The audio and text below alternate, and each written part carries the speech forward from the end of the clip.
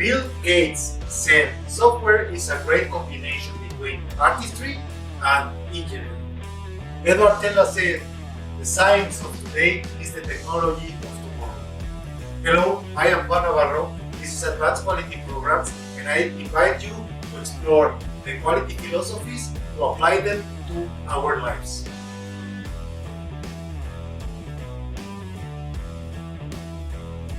How is the process plan and development done? Process planning and development begins by visualizing all the different processes that are required to transform inputs of material into a finished product. Starts by gathering all the necessary information to define the aspects of who, what, where, when, and how to transform inputs into outputs that will solve the design problem, creating a guide to a possible solution. The project team can create an effective process plan that facilitates the design development by following a few simple steps. Step 1 is the selection and the sequence of the process. First, the team must identify the reason for selecting a process. Then the team can describe the material or information input and how this will be transformed to meet the needs of the proposed design. This basis should identify the sequence of the events that create the mandate for running the resulting processes plan and the expected effects after each step. The conditions must be defined so that the effects of each process satisfy the demand of the subsequent process. These conditions will be known as process parameters. The team should create a document that contains all the information on the specific details for each selected process, including inputs, expectations for each step, and the transformation of these inputs. Step 2 is to identify the scope of the process steps. The team must visualize the whole process and then confirm the requirements that involve each process step, like specific parameters, machinery, suppliers, personnel, and times, making a relationship between the inputs and outputs that will involve each selected process.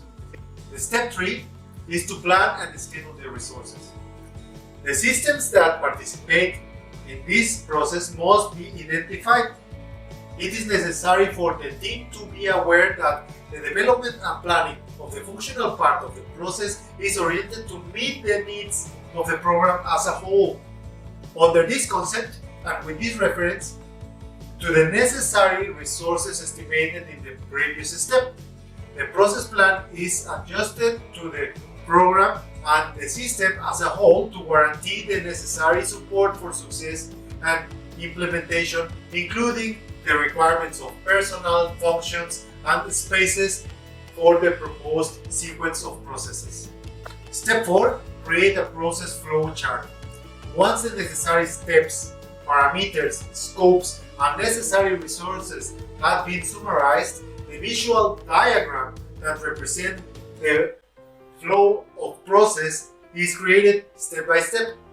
The map will serve to document the needs of resources and physical space to perform the defined tasks. Step 5 is to sketch the process map. A physical map will be made with the processes showing the areas and process steps required located where they will be physically placed in the reality.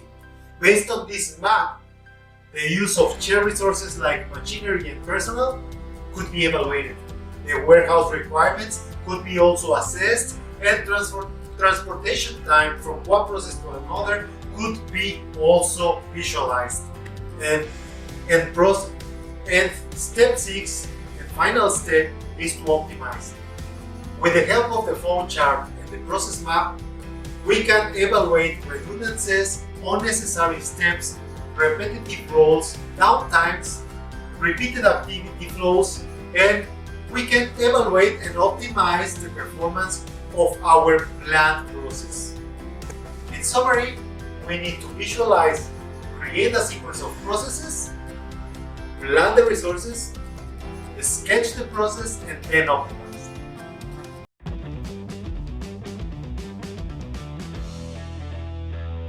That was all for this week. If you enjoyed that video, don't forget to hit like. I will appreciate all of your comments and your subscription to the channel, and I leave you with a quote from Isaac Asimov. If knowledge can create problems, it is not through ignorance that we can solve them. Don't forget to hit the bell, and see you next week.